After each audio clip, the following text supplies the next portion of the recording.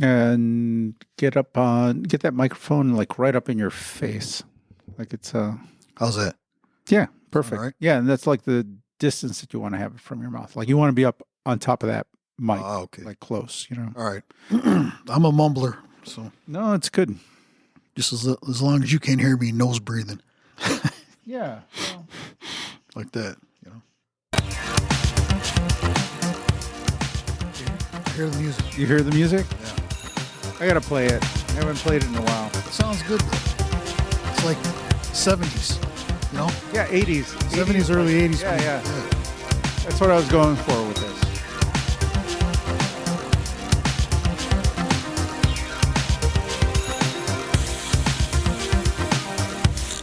That's pretty good.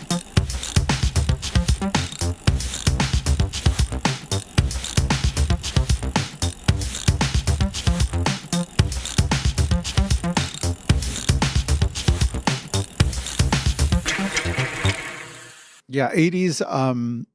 Like that old Tour de France, John Tesh and Yanni. You remember? Yeah. Remember that stuff? Yep. That's kind of. It was my nephew that came up with the theme. He made that? Yeah, my nephew did this. Holy cow. Yeah. He's pretty talented. Yeah, I had him come into like those noises you hear, like the ratchet and that at the end. That's the air hose. And then there was a ratchet that I had a ratchet That's here in what the that shop. is? Yeah, I had him record some of those sounds in the shop. Yeah. And then I pointed him at a bunch of like that, you know, I gave him some craft work. Freewheel in there somewhere here. Freewheel. Yeah. That was like the freewheeling, you know, Holy cow. It was a freewheel. Yeah. It sounds like Yaz, you know? Mm-hmm. Remember Yaz and all that stuff? Yeah. And who was the other one there? God, I can't remember the name of that group. But yeah, just the electronica. Mm-hmm.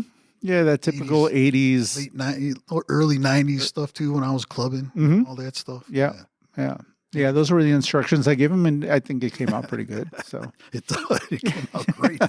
How you doing, Joe? Good, man. Good. Joe Torres sitting in today here at the Bike Shop Society. It's been a long time. We haven't done a podcast in a little while, but it's been a really long time since we've done a show in the bike shop. Really? Yeah, I don't remember. I'd have to go through the episodes, the stages, and see if see when the last time was that we did a show here in the shop. But it's been a long time. Yeah. And like this year, we just haven't been able to. It's been a hectic year for a lot of people, you know? Yeah. A lot of changes and, with losing Earl and everybody growing up and moving on with their lives, all these young kids and, getting out there traveling, all these kids. It's amazing how they grow up so fast and we're still like the same age. There's still rats that hang around the shop and those guys are gone, Yeah, Joe Torres you've joined us on the podcast before, right? A long time, really early on. You've never been on the show? No. You never even said hello? You've never been? No, you never asked me to come on here. Get out of here, really? No, I'm not that interesting. No. I'm surprised you asked me now. I'm surprised you haven't been on the show. I thought I thought for sure we've had you on the show. Yeah. No, you know what? You've been hanging out here since we opened the bike shop, and you are familiar with all the all the different faces, all the people that you're talking about, all these kids that kind of they're not kids no more. They're not kids. Some of them have kids. Some of the some of these kids that you just ran into one right now. We're doing the math on how long she's been here. Right. Izza, and it's 5 years that she's been here. And man, I can't believe it. The time flies. And when I think about it, when I had my kid. Mm-hmm. She was 2 years old when we moved into the new house, and I would bring her over here. And now she's going to be 17 next month. I mean, the time just. Yeah, she was a little girl when you came in here. Yeah. We got her set up on I don't know. You were taking her out on her. She learned how to ride two wheels. I remember that was kind of a groundbreaking moment for you. Bought a Cleary from here, a couple Clearys from here, and that's how she learned how to ride on two wheels. Yeah, and those are just great bikes, Mm-hmm. Now she doesn't want to ride bikes or hang out with her old man. Nothing to do with me anymore, man. They grew up, and I had my one friend tell me he had two daughters. Like, Joe, just wait. They're gonna turn turn into a woman soon. Mm-hmm. They're going to have their womanly things go on, and they're just going to hate your guts. Yeah, I know. It was just a big flip of the switch because I was taking her everywhere. No. Riding bikes. I was taking her to the city. We'd go downtown and look at stuff down there. Go to the zoo down there. Mm-hmm. Shed Aquarium, and again we did the ride on the Lakeshore Drive. Yeah. Now you want a damn thing to do with me at all? I remember you coming here with it. She would come in here with you all the time and shop, or you'd be like, "Oh, my daughter's waiting in the car." Yeah, and, it went from you walking in here with her, and then then there was a period of time where she would be waiting in the car because she didn't want to come into the bike shop anymore. And then now we don't. Now we don't see her anymore. But it's it's normal. I've seen it. I've seen that. I guess I've seen that a lot. She'll be driving. No, she'll get her license soon. Mm-hmm. She's driving already. Oh wow! But that's how fast time is gone. I know. I've lived it here. I'm really. I guess we're lucky here at the shop in that we have these. These kids. We get to see them grow up. And we have a real. Yeah. At least I do. I have a kind of a unique relationship with a bunch of kids, teenage kids. Right. And that I get to see them be, even sometimes preteens, right? Because they're hanging out here when they're 12 and 13, just as they're kind of hitting that age. So they're hanging out. And if they hang out long enough, then I put them to work. And then I keep them for a little bit longer, And so you see them when they come in at first and they're a little timid and, it's the first time they've heard an adult swear around them, there's a lot of swearing in the shop. Mm-hmm. A lot of strange things getting talked about. And and then joking around. And I've broken in a lot of kids a lot of times because, it's best to get them comfortable with it because it's just kind of what's happening around here. We're an adult bike shop and not that we don't clean it up when there's customers around and customers' kids around. It's a different, obviously that's different. But when you're working here, and especially some of the personalities that we've had working around here, like Earl, right, there was just a lot of, things get pretty raunchy, and so it catches you off guard because you start getting comfortable. Mm-hmm. Talking a certain way, and then someone walks in with their kids, a lady walks in with their kids, and you're like, "Oh man, shit!" You just you feel kind of bad and guilty because, man, why the hell did I say something like that when the kids are right behind me and you're looking at me like, Joel, man, I know. I said that, my filter, I have a great filter. I have a really good on and off filter when it comes to that kind of stuff, So I'm really aware of it, but. I've had people here in the shop or working in the shop or hanging around the shop that just don't, they don't have it. They just don't have, right. It doesn't exist in them. They're just they talk like that. Yeah. Yeah. And they're like Earl, for example, was a great example because you go out with him to a family restaurant, 6:00 at, in the evening. No filter. And he would talk the same way he talked in the back of the bike shop. And loud, and I would just kind of, I would just sink into my seat, because it was. We're out in public here, man. You got to have a filter out in public. You don't know these people at all. We're not in the shop anymore. But it was, it was just kind of a unique experience going out into public with him because you were out with, I don't know, it was like walking a wild animal or something, But in the shop, he was in his element. In the shop, he was he was just so at home here. It's.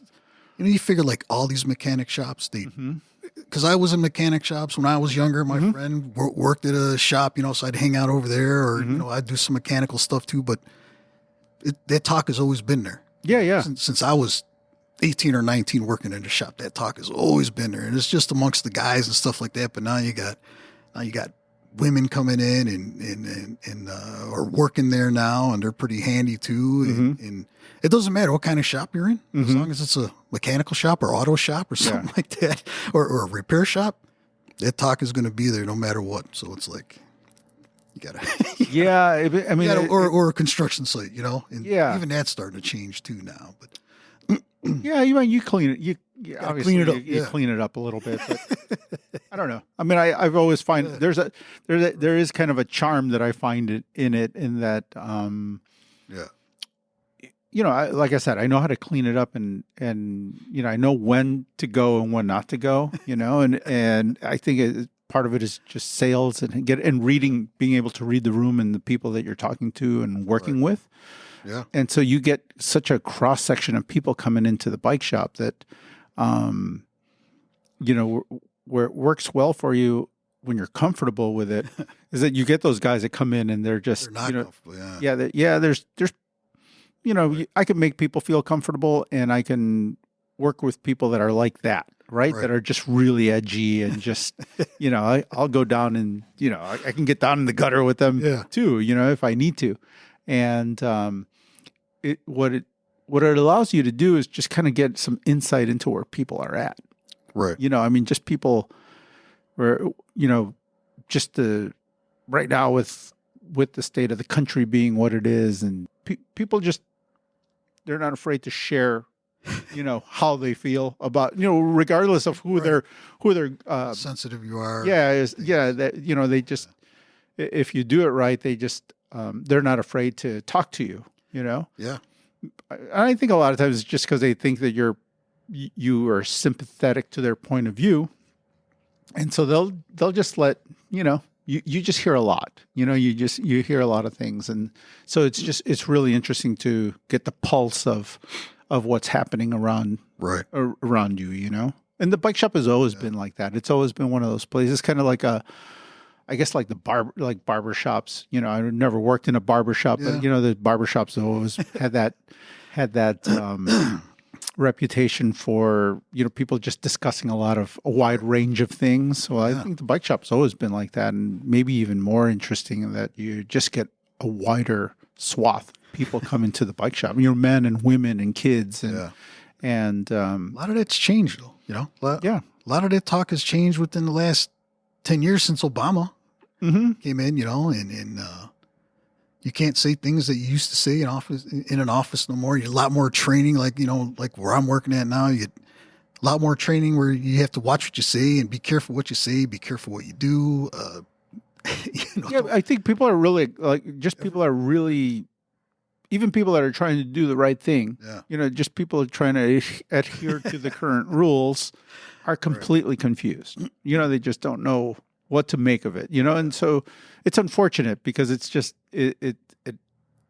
some of it's just a little overdone, and some really well-meaning people sometimes I see it, like really well-meaning people take a hit because they say the wrong, one wrong thing, and I don't think that their intention was to hurt anybody's feelings or do anything. They would never have done that. Blows it way out of proportion, and then it gets blown out of proportion. And so I think just the people's sensitivity levels right now are super, super high, and you got to watch out for the customers. That's all. Yeah. As soon as a customer walks in, you hear the bell on the door ring. Mm-hmm. I mean, keep your mouth shut and start talking about, I got to get this thing fixed right away here, I mean, it start working on this, and it's made retail, right. I think we've always been really conscious about things like that. You learn really early on not to say certain things or not to assume certain things. I remember working at Cycle Smithy. And, I was young, I was younger in my 20s, and older gentleman came in, this really, really attractive girl, probably my age at the time. So like maybe mid-20s or something. She came in and, bought like a expensive bike and stuff, or she was shopping for a bike, and the man that she was with, older man, paid for it.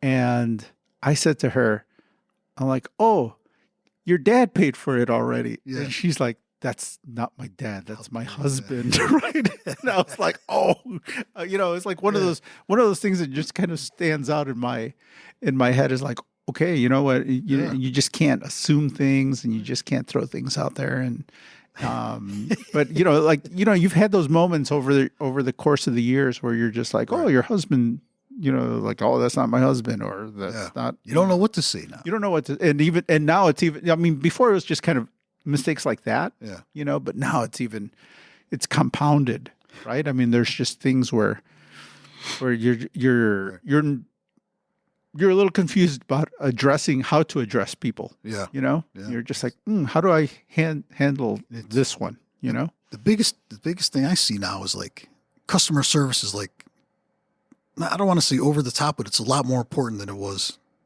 back then. Now, but customer service isn't as relevant now as it was back then because you could buy all kinds of stuff online now without any type of, without talking to really anybody on the other side. It's just all online. You purchase your stuff online. You don't really have to go in there. You could set up you could buy your food online, with your phone now, and just go in there and just pick it up. So you're not really talking to anybody. But you know what? It's not as I don't know that it's still relevant. It's not valued as much as it used to be. Yeah. I mean, it was. Yeah. I stay on top of the kids about saying thank you and greeting people and doing all of that, but it is kind of a lost art. I mean, it used to be those were the basics of working at a store or something, right? Oh, hello, how can I help you? That kind of stuff. Always right. Now, you're not. Yeah, it's that, but just people aren't prepared like that anymore. And a lot of it has to do with some of the people that you can hire if you have a retail establishment. There's not, you're not necessarily hiring the cream of the crop anymore, at a lot of the retail places, just because there's other options out there for kids these days, so. Now you could go in anywhere now and use the kiosk and punch in your order and they'll call your number and it's right there, or you just enter it on your phone, you go there and pick it up through the drive-through. There's not a whole lot of customer service interact. Like, I think like if you have those skills, if that's a skill set that if you have, you probably don't have to work at a McDonald's anymore. I mean, like that's like something now you can actually score a much better job than just a regular, just kind of a minimum wage or a little or better job. Right. If you have the kind of, if you have people skills. Before, you needed basic people skills to do that kind of a job. And these days, like, a lot of the people that are at that level, like they don't have people skills at all, but they get hired for these gigs, so. Man, you can order a bike online, build it up any way you want and have it shipped to your house. And if you know how to build it up, you can build it up without even, having any type of personal transaction with anybody. No, I know what you're doing, but I have Canyon. There's a Canyon endurance bike hanging right over my head here in the shop. Yeah, that one came in on just yesterday. They're exclusively online, so you guys had to build that up. Yeah, I mean, he was smart enough to bring it in and understand. I may not have done this right. I want it checked out. He did a little bit of research online and he's been reading about it, and he understands that. At the very least, you want to have somebody take a look at your seat height and make sure everything's put together properly. And, things aren't on that bike. Nothing's greased and nothing's ready to go, so. Nothing's adjusted. No, not properly. Not right. No. I mean, he wanted just a good set of eyes to kind of eyeball him. And I mean, it's a nice bike. It's an aluminum bike. Right. Full 105. I mean, it's a nice bike. The bike itself is nice, but, out of the box, nothing's ready to ride out of the box, not without. Straight from the factory, untuned up and everything's tight. And I tell people that a lot when I work on their bikes. They'll bring me some bike from the 90s, that they just took out of the attic and, Joe, this is not working too good. It's not shifting good. I says, okay, well, I get it. And the first thing I do, I just take the wheel off and I try to spin it with my fingers, and hold the hub still. I could just feel that drag in there. They never adjusted the cones on there at all. Oh yeah, so, nothing. Like ever. I said, man.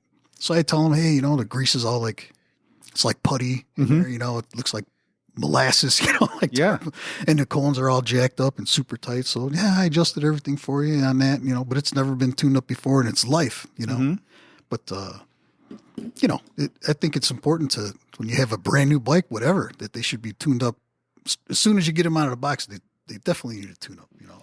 They need to be adjusted, even the smallest things. I think that those days of, I believe from what Canyon says, they do a little bit more of a pre-build than most of the, than the average bike coming in a box. Right.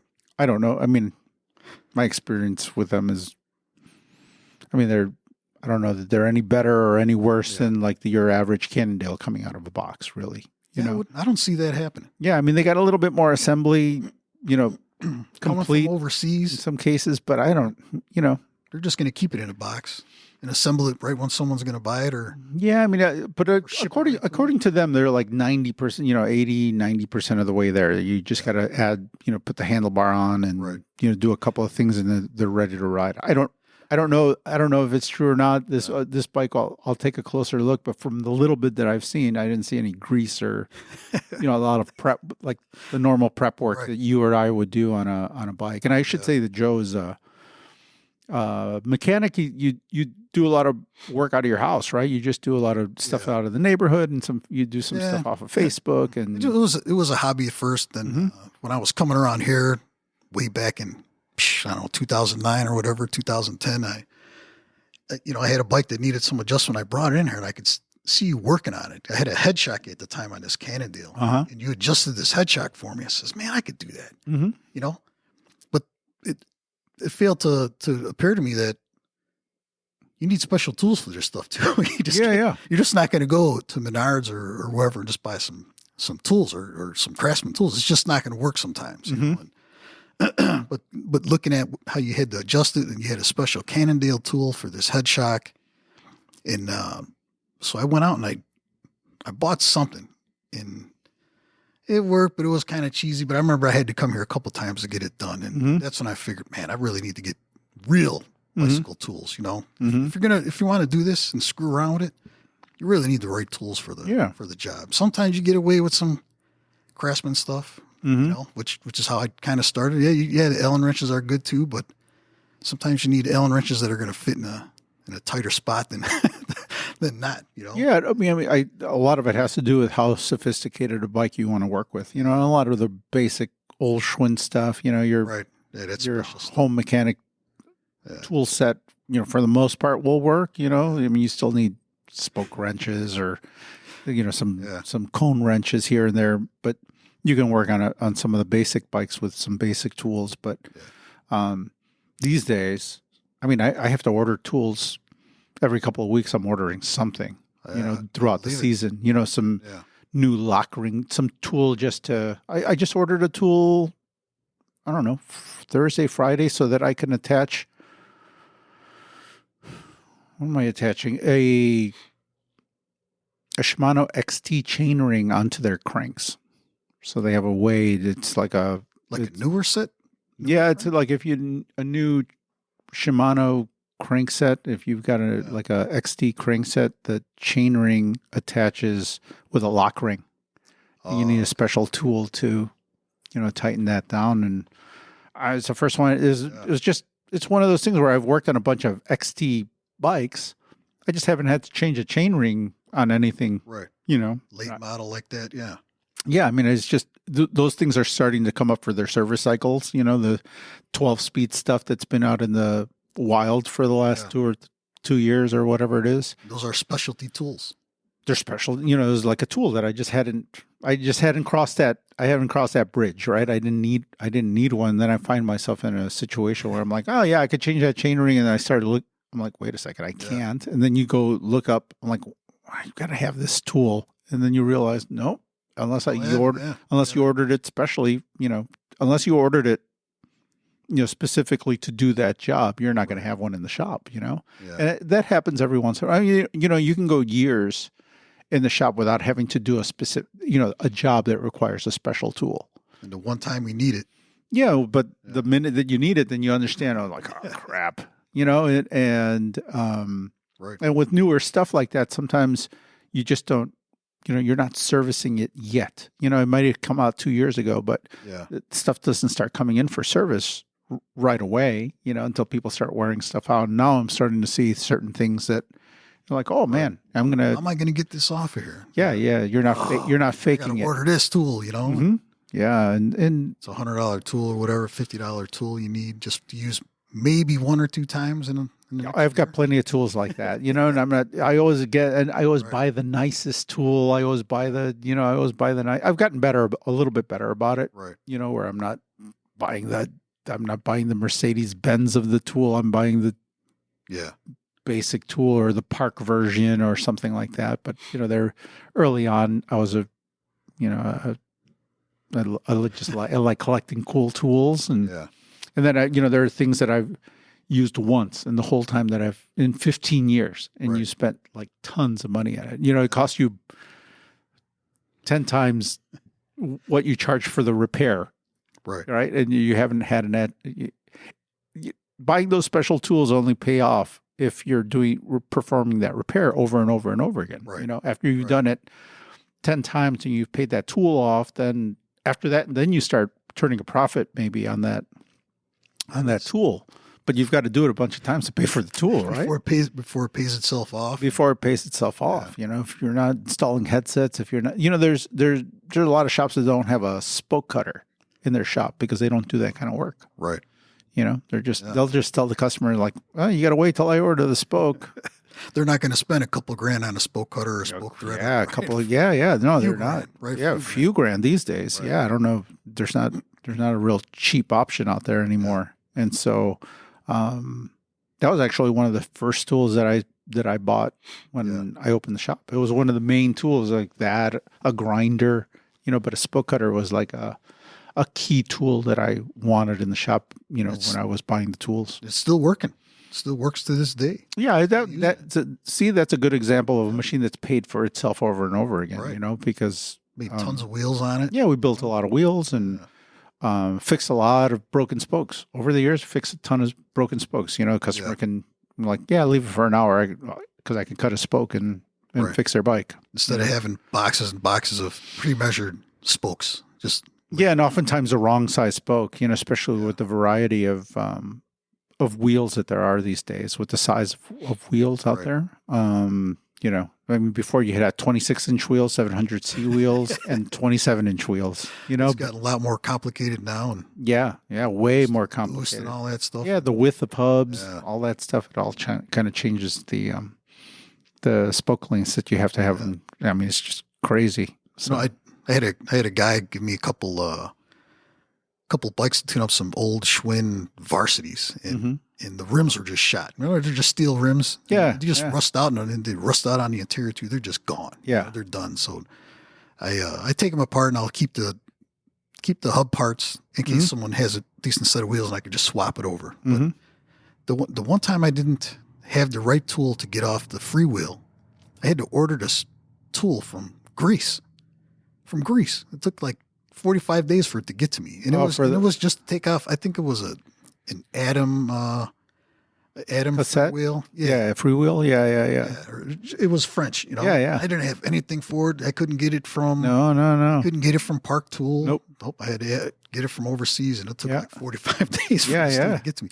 But I've probably used it about like 6 or 7 times just on people's old Schwinn Varsities that I got, But yeah, it's a specialty tool, right? Oh yeah. There's no faking it. I've got an entire, I've got drawers full of those different ones because there's just, I don't know how many, I don't know, 25, 30 different ones, there's a huge variety of them. Right. And that's one of my favorite things in the shop, it is when I get one of those old ones and I have to go over to that drawer. Yeah. And just start grabbing them and try to fit them in the freewheel, because it goes back to, it just reminds, I'm like, man, one of the greatest skills I ever learned was when I was 4 or 5 years old, was, putting the square in the square, the star in the star, like those really early childhood, they things look that cool. You learn. Right? They look like toys. They're all different looking. They're all different shapes, right? You look at one and then you look at the freewheel. You're like, this one might fit. And then you're like, nope. And then you grab another one and it's like, oh, this one works. Yeah. And so I'm like, anytime I have to do something like that in the store, I'm like, see, that was a useful skill. Right. And I learned that when I was 4, still using it today. Right. And they work. And it works. They work. Been around forever and they still work. Oh yeah. They clean up really nice. Yeah. Those will, I mean, you work on a lot of those old Schwinn's. You see how well they made. I mean, they're metal. You know, it's like the bumper of an old Caprice Classic or something. You know, it's like a chrome bumper. Right. You know, those levers with the S on there, the Schwinn S. I mean, they're beautiful. They're really well made. You know, I mean, heavy old Very bikes. heavy. I get it. Yeah, They don't function as good as they probably function great for back then, but man, you try to shift those things now. No, if you don't have a good grip on those bars and you try to grab that shifter that's on the stem, you might steer off and somewhere else. Yeah, those things all over the place. There's no denying that some of the new stuff works way better than that stuff. But as far as like just how the machining and the heft of those components, I mean, they were nice. They were really like, honestly, way overbuilt for a bike, like a shift lever. You know, because I mean, like they're really heavy, big. They're like 5 inches long. Yeah. They're really thick on the bottom. Yeah, man. Yeah, there's some seasons where I end up with a big pile of them because I can't. It hurts to throw them away because they're just kind of a piece of Chicago history. Right. They're all chrome and they're really pretty. Yeah, I got a few of them. I don't want to throw them out. Yeah, and I end up with like buckets of these things, and I don't know. I just gave a bunch of stuff to early this season. I had to clear out stuff that I had. I just needed the space. Get it out of here, yeah. So I gave it all to working bikes here in Chicago. It's a place that non-for-profit that recycles bikes and sends them around the world to places that needs them, and I give them a lot of my bike stuff, and hopefully I know that they have piles and piles of that stuff, and I know from some of the people that work there that they, especially old Schwinn's, like they just have piles and piles and piles and piles and piles of those bikes. Because it's amazing they keep going, and the thing with the Schwinn's is it's mostly older people, probably a little bit older than me. I had one lady bringing a Schwinn Varsity, and she brought it to me. It was her 8th grade graduation gift from her dad. She's like, I want to get it going again. She had the drop bars on there too with the brown tape on it. She's like, but I want to keep the bars. I says, okay, well, if it turns out that you can't really ride with these bars, let me know. We'll try some bars that are going to put you upright. She's like, but I really want to look. I says, I know, everybody wants to look too. I don't blame you, but if just ride it for a while and let me know what you think. We could try something else. So sure enough, she rode it, and she said she couldn't ride like that no more. Yeah. I says, yeah, I'm old too. I got a messed up neck and back. I can't lean over like that now. And so I put some like tourist bars, some sit up bars, like from Velo Orange. I put ones on there, and she's like, Joe, those bars are just awesome. They were the best thing. And I actually had a pair of old grips from like that era with the finger notches in them, like those glittery grips. Yeah. And I put them on her just to give it that old school look. But she's happy. She's riding that thing all over. She got it for her 8th grade graduation, man. Yeah. Yeah. No, dude, those Schwinn's, they keep going. They were made here in Chicago, so everyone's, a lot of people worked at the factories, and it was a hometown brand, and so there's, in every garage around here, people had 2 or 3 of them. Yeah, I had a kind of a sad story. The guy came in, and he had 2 bikes on the back of his. He had like these Suburbans, like nicer Schwinn Suburbans, like that, Yeah, and matching green ones. And he's like, I got a couple of bikes, and wondering if I can donate them to you, Yeah. And I'm like, yeah, absolutely. I'll try and find a good home for them, Right. And went back, and he had them on the back of his car. And as I'm unloading them, I'm like, oh, these are really nice bikes. And he says to me, he's like, yeah, we got them for our wedding. My wife and I got them for our wedding. It was a wedding gift from my in-laws. Yeah. His and hers. And my wife passed away last year, and I can't stand to look at them anymore because it makes me sad, and I just got to get them out of the house. No kidding. Yeah. And I was like, wow, man, this is like on a Saturday afternoon, we're in here, how we are on a Saturday. It was like, oh, I didn't need to, it was like just such a sad story because the guy's almost like, he almost has a tear in his eye as he's giving them to me, and I'm just like, you know what? I am going to do my best to keep these two bikes together. Right, exactly. And make sure that I give them to a couple, somebody, who's going to enjoy them. And I'll make sure that they know that these bikes were, are tied to each other, and not split them up. Well, that was like 4 years ago. So I still got those bikes, man. Yeah. I mean, I just haven't found the right opportunity or right people. And we've been super busy, over the last 4 years. It's been hard, It's been hard they're a hard sell unless it's a older person that had that bike when they were younger, but for some reason, those Schwinn's, they hold a lot of sentimental. Oh, yeah. Value. They all have stories behind them. They were like some kid's high school bike or, somebody got it from somebody. I mean, they all have some sort of, provenance or, and so it's,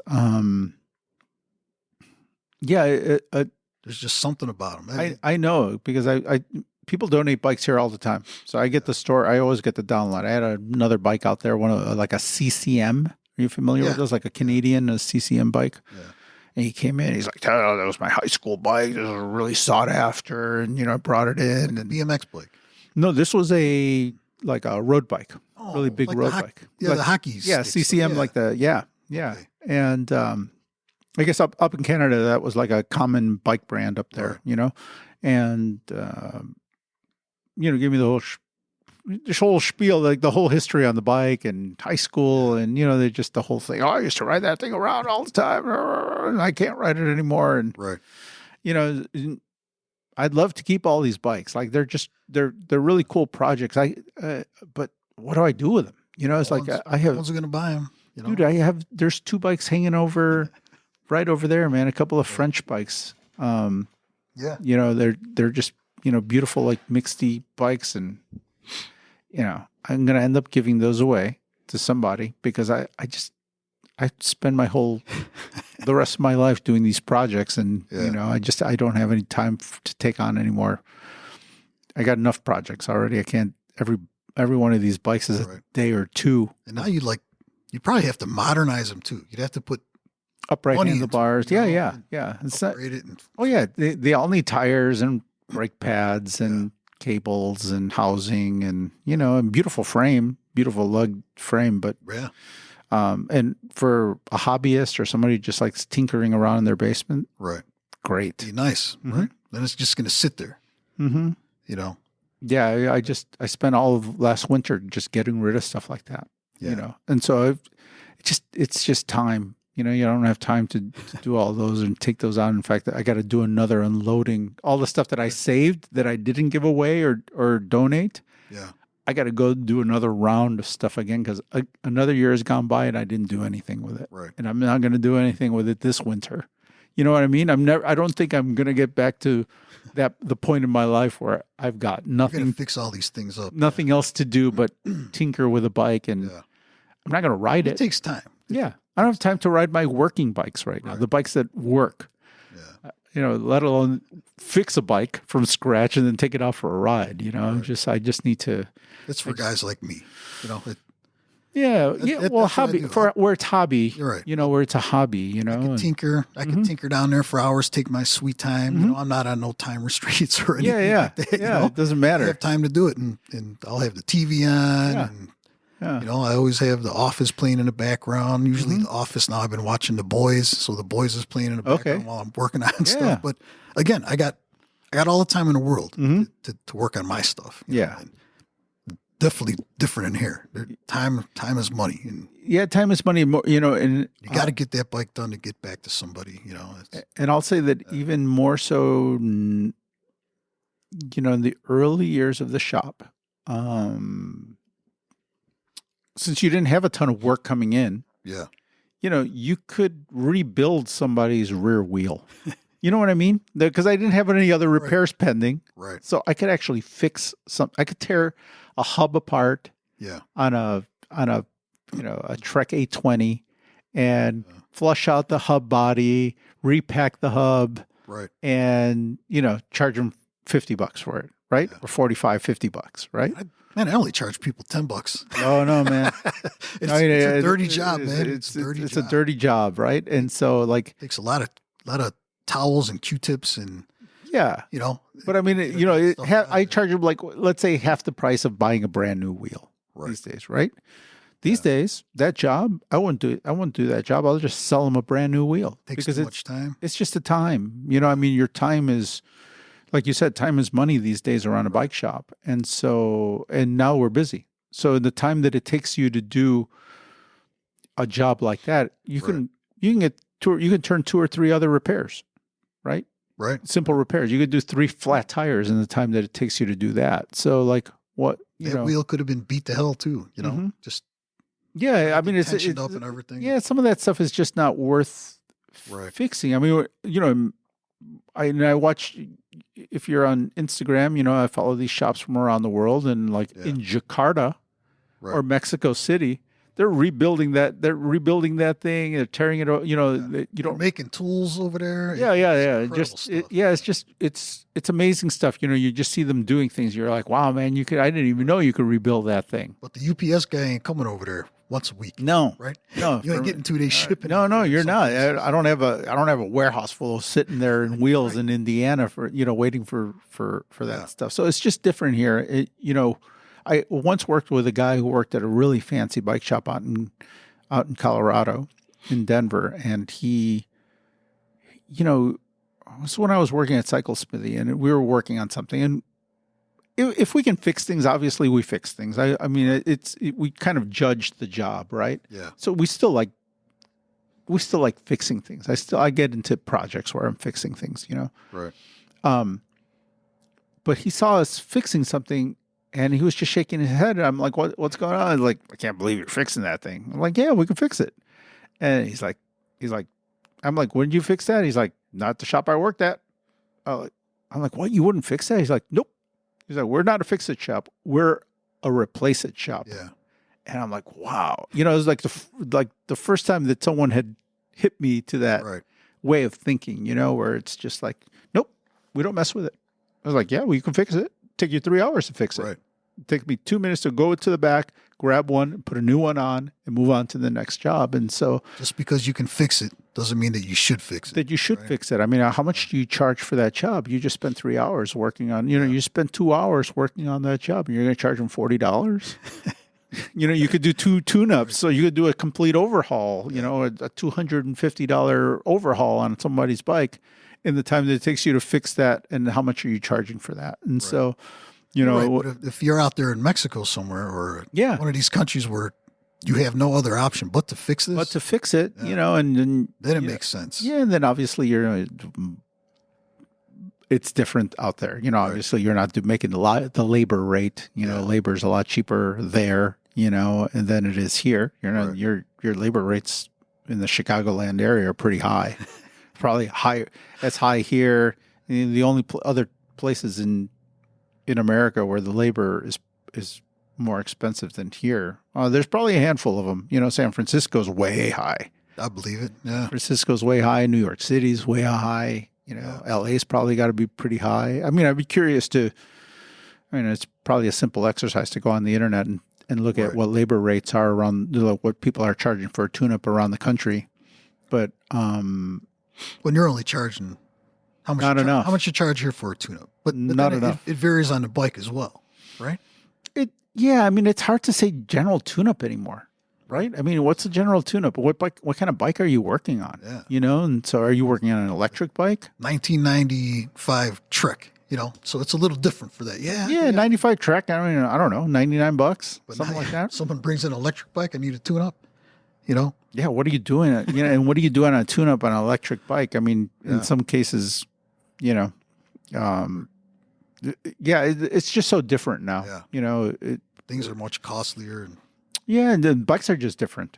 Bikes are different. Full suspension mountain bike. What's a tune-up on a full suspension mountain bike with tubeless? Like, what does all that include? Right.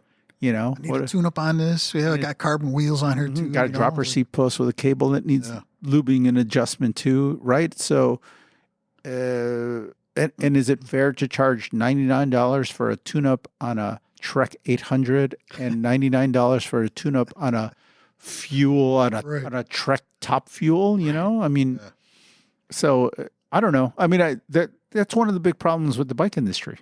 Yeah, with the bike industry, with just in the world of bike shops, things have changed as a whole, right? I mean, it's like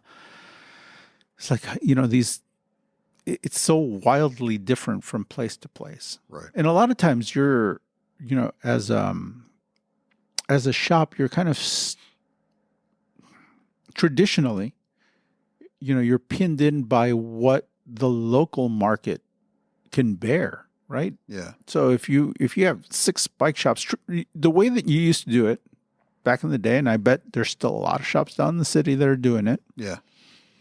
Is in the spring, your boss would have you call all the other bike shops, right, and ask how much they charge for a tune-up. I would call like 8 bike shops, right, and I would call all the shops like in our area, right? They had a name for that. I forgot what they used to call it. Shoppers something.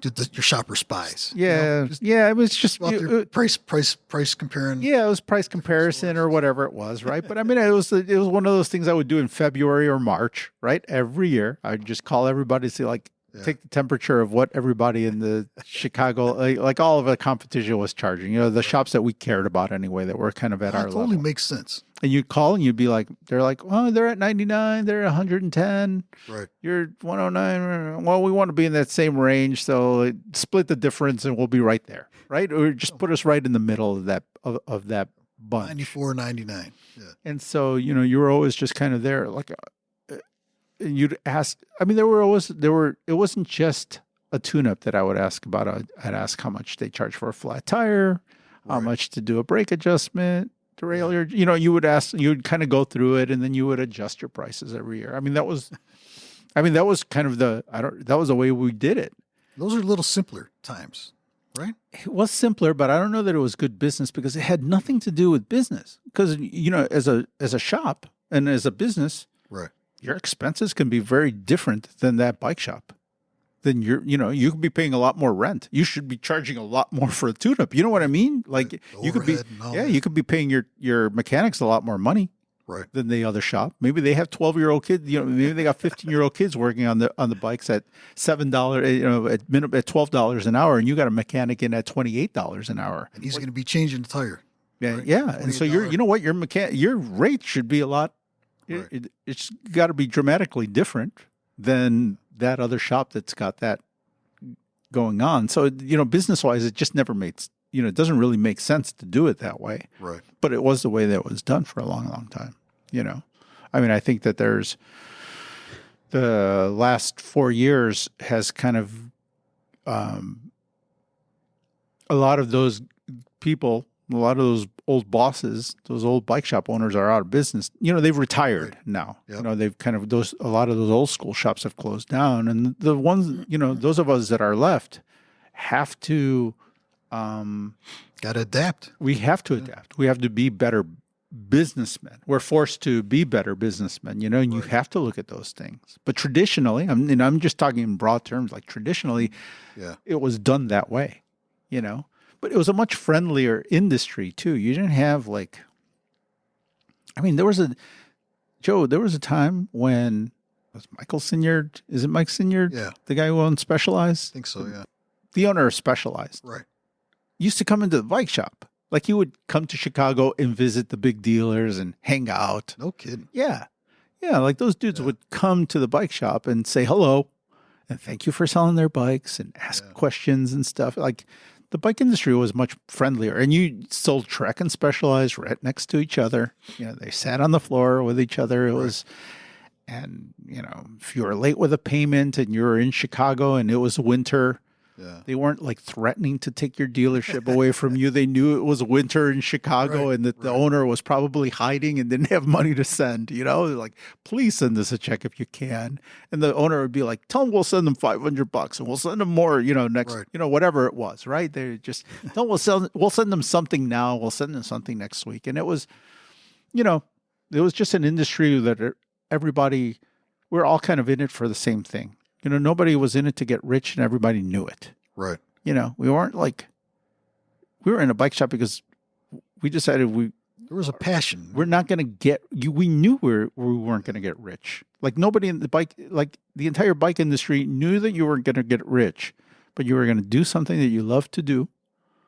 You were going to enjoy your life. You weren't screwing and you weren't fucking anybody over, right? You weren't going to steal. You weren't doing anything bad. You just want to have a good time. You want to, for some guys, it was just being able to get high at work. For other people, it was just like having a relaxed job and lifestyle. People sacrificed. Like I worked with guys that graduated from the University of Chicago. They had no business working at a bike shop. Yeah, also just had degrees. But they just loved bikes more than anything, right? This is like what they preferred to do. And so that's what they chose to do. But somewhere along the line, everything got screwed up. Like people decided they want to make money, right? They just want to make, they wanted to like turn this into big business. And I was like, man, this was never really about big business, right? We're not like, I don't know, we weren't about sales quotas. And all of that, right? It's big business. Well, that's the problem is that they're trying to turn it into big business when it's not big business. Yeah. I just heard that the overall spend for Halloween this year was like $11 billion. $11 billion for the Halloween is what Halloween, like. Christmas is like 25 billion. Oh, it's got to be, Christmas has got to be way more. I have no idea how much, what Christmas accounts for. But right now, this fourth quarter for retailers is their, like, this is their make it or break it. This is when they sell the most. So Black Friday's coming, this is stuff's coming. This is it. Like, the way that we live off of summer, that's the way that a lot of retailers live off of Christmas. Yeah. Like this is what makes it so they can stay in business for the rest of the year. This next quarter, sales and stuff from here to the end of the year. Because that's why I'll start getting emails from again Vela Orange or Blue Lug and all these other cool little boutique places, and they'll send you, hey, we got 20% off. Because they're all for the month for Christmas. They're all jumping on. I mean, even I get those offers as a shop from my wholesaler. From the companies that I do deals with, right? Yeah. From my QBP, end of the year stuff. JMB.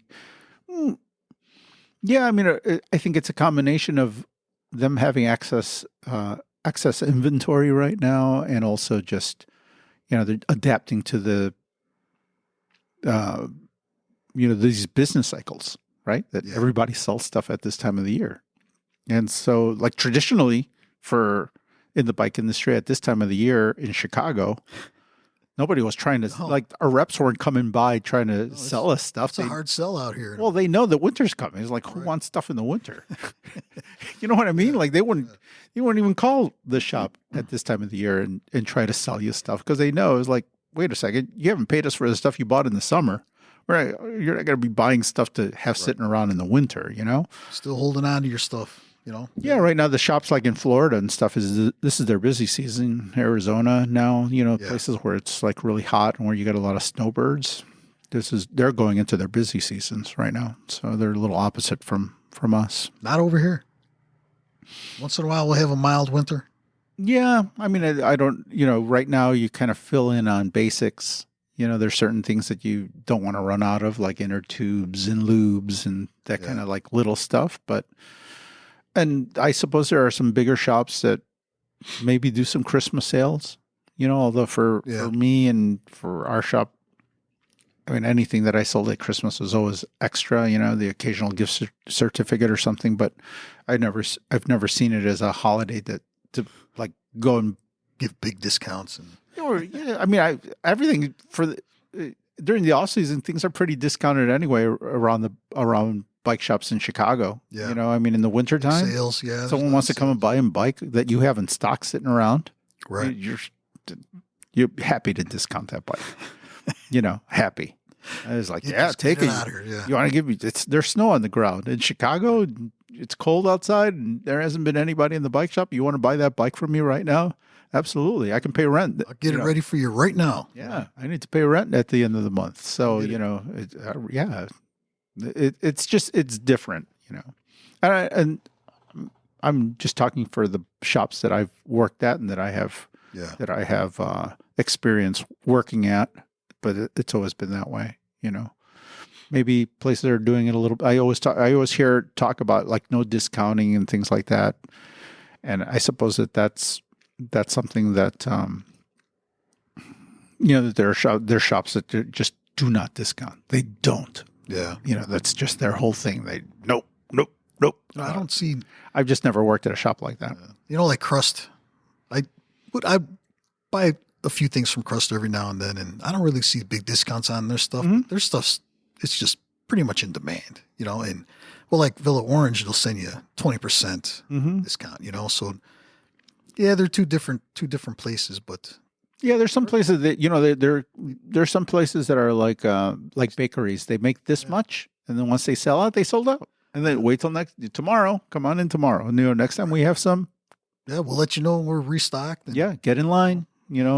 You missed out. And they do pretty good. They still do good even without discounts and stuff like that, Yeah, and I think that it's one way to keep your exclusivity and not overdo it. And I mean, I guess, the bike industry was kind of like that before. Where, things would kind of run out and there wouldn't be an excess of stuff or no sales.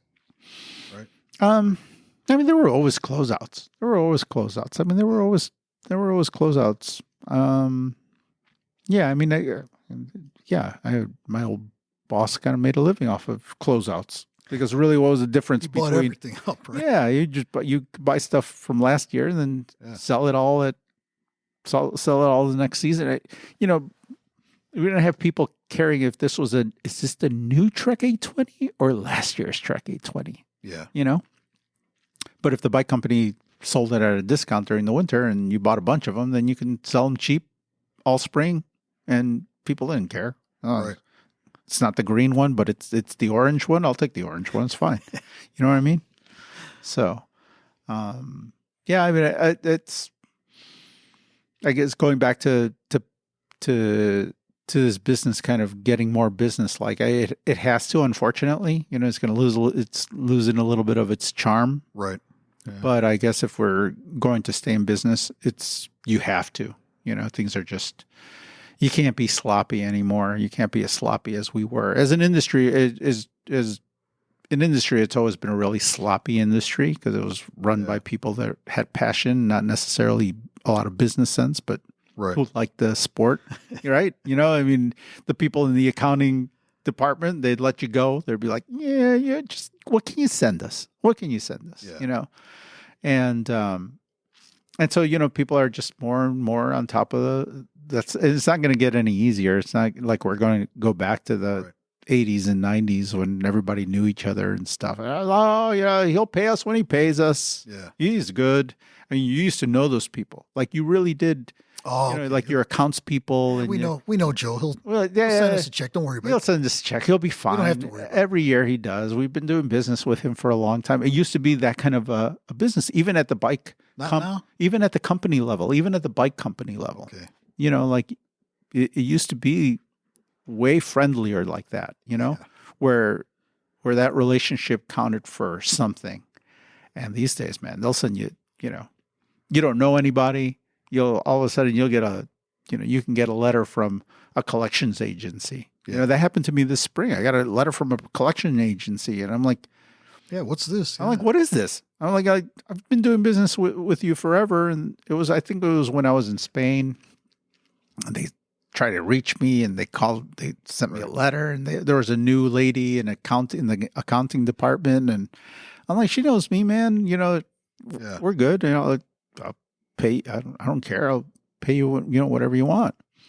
And they're like, no, we got new people in there and they want the money. Yeah, you were 60 days or whatever it was, and you didn't answer our phone call. And I'm like, geez, man. I'm like, I've been selling your stuff for 12 years. I'm not going anywhere. We're right here. And also they got rid of their outside reps. That's another one of the problems is that you used to have these outside reps. You have these reps that represented the So they're not coming into the bike shops like they used to. Not as much as they used to, and a lot of companies aren't using them like they used to. And those guys were oftentimes like they'd be like, "Hey, you owe, you didn't pay this month." I'm like, "Oh, right. If you write me a check," I'm like, "Yeah, cool, I'll write you a check," and they take the check, and it was a much friendlier. It was a much friendlier business a long time ago. Yeah, it's not quite like that anymore. You have little pockets of it. You've been in here when like a couple of my old school reps would walk in here. I haven't seen any reps coming in here. No, there's less of them. There's less of them. And a few years ago, and a couple of them would come in here. That one guy, that older guy with the glasses, he'd always drive his car filled up with a bunch of stuff. Al, yeah. Is he still around? Yeah, he's still around, but he has less brands. So, he's less reason to come in. Yeah, he was with KHS or something like that. Yeah, he was the KHS rep for a long time. He was the GT rep when GT was like, he always says it. He's like, man, I would put a couple of kids through college when I was working with GT. Wow. There was a time when being a rep for a company, in the 90s, being a rep for GT. Yeah. That was a great time to be. That was a great time to be a rep. Those I love guys. GTs, man. I've had about 4 of them. I got 2 of them right now. Well, think about it. Like those guys could raise a family. Yeah. Buy a nice house in the suburbs and raise a family. Selling GTs. So being a bicycle rep. Yeah. They had it provided a good living for those guys. Being a bike rep right now, gee, man, I don't know. You probably have to. The ones that are making it right now, they have their own company, so they'll own like the company, and then they rep like a whole menu of brands. They'll have like 10 different brands. Yeah. I do pedals, I do outdoor wear, I do glasses, I do a bike brand, I do, no specialty brands, or not like a few things here and there, but no, the ones that are successful at it that I know of, they have more than one, usually a handful, unless they have like a couple of premier brands like Vittoria, Shimano. Like there's a company here in Chicago that's got Shimano, they have Vittoria, they have maybe 2 or 3 others, but that's it, just kind of limited. But they're big enough brands where you're selling enough stuff, Man. But the other guys, those smaller guys, they'll have. They come in with like a suitcase full of I do these lights and I do these helmets and I got this new brand from Italy and these guys and they'll give you a bunch of goos or some sort of a bunch of goos, nutrition stuff that they're repping, and and so it's but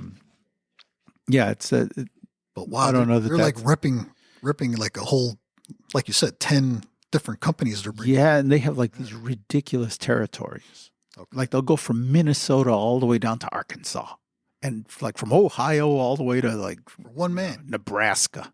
For one rep? Yeah. Some of those guys have like, they might take on a partner and they're like, you cover the South, I'll cover the North, and but their territories are like. It's a lot of driving. Yeah. A lot of driving, man. A lot of driving. Those guys know they go into every bike shop. They go into a lot of bike shops. So they have a pretty good idea of what's going on out there. They see a lot of different setups out there, So it's but it's got to be a hard sell to, will you buy 100 lights from me, or like goos and stuff like that. And man, nobody's buying that stuff from bike shops unless they got to stop in here on a whim, right? If they're out riding, for the most part, you're not selling a case of goo or not a case. I don't sell cases at a time. My model here is part like convenience store / repair shop, bike shop. My setup is unique in that I have these bike trails by me, so I'm really lucky in that I sell a lot of like, I sell that kind of stuff. I can sell water. I do the rentals, I sell,